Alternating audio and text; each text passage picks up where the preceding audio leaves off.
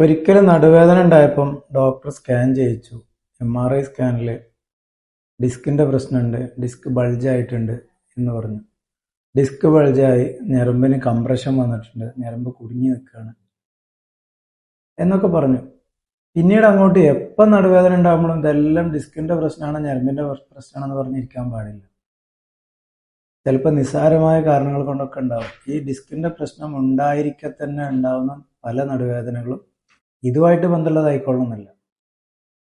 Piles കൊണ്ട്, even മലബന്ധം കൊണ്ട്, ഗ്യാസിന്റെ പ്രശ്നം, അതുപോലെ കൊളൈറ്റിസ്, സ്ത്രീകൾക്കാണെങ്കിൽ യൂട്രസുമായി ബന്ധപ്പെട്ടത്, അല്ലെങ്കിൽ മൊത്തത്തിൽ കിഡ്നിയുടെ പ്രശ്നം, കിഡ്നി സ്റ്റോൺ, മൂത്രത്തിൽ പഴുപ്പ്, ഇങ്ങനെയുള്ള നിരവധി പ്രശ്നങ്ങൾ കൊണ്ട് ആ ഭാഗത്തുള്ള മസിലുകളുടെ പെയിനുമായിട്ടും ഒക്കെ നമുക്ക് നടുവേദന വരാം. അപ്പോൾ ഒരു നടുവേദനയ്ക്ക് ഒരിക്കലും ഡിസ്കിന്റെ പ്രശ്നം ഉണ്ടായി, അത് ഡിസ്കിന്റെ കുഴപ്പമാണ്, അതിന് സർജറി ഡോക്ടർ പറഞ്ഞിട്ടുണ്ട്, എനിക്കിപ്പോൾ സർജറിക്ക് സൗകര്യമില്ല, അതുകൊണ്ട് അതങ്ങനെ നീട്ടി വെക്കാം.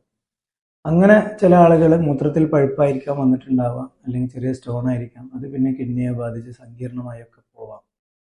ചിലതൊക്കെ നിസ്സാരമായിട്ട് പരിഹരിക്കാവുന്നതും ഉണ്ടാവും.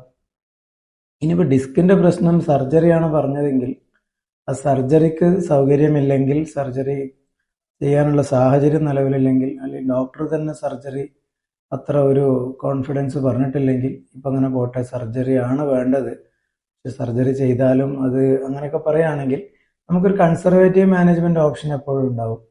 അതൊക്കെ നമുക്ക് ചികിത്സയ്ക്ക് വേണ്ടി പ്രയോജനപ്പെടുത്താവുന്നതാണ്.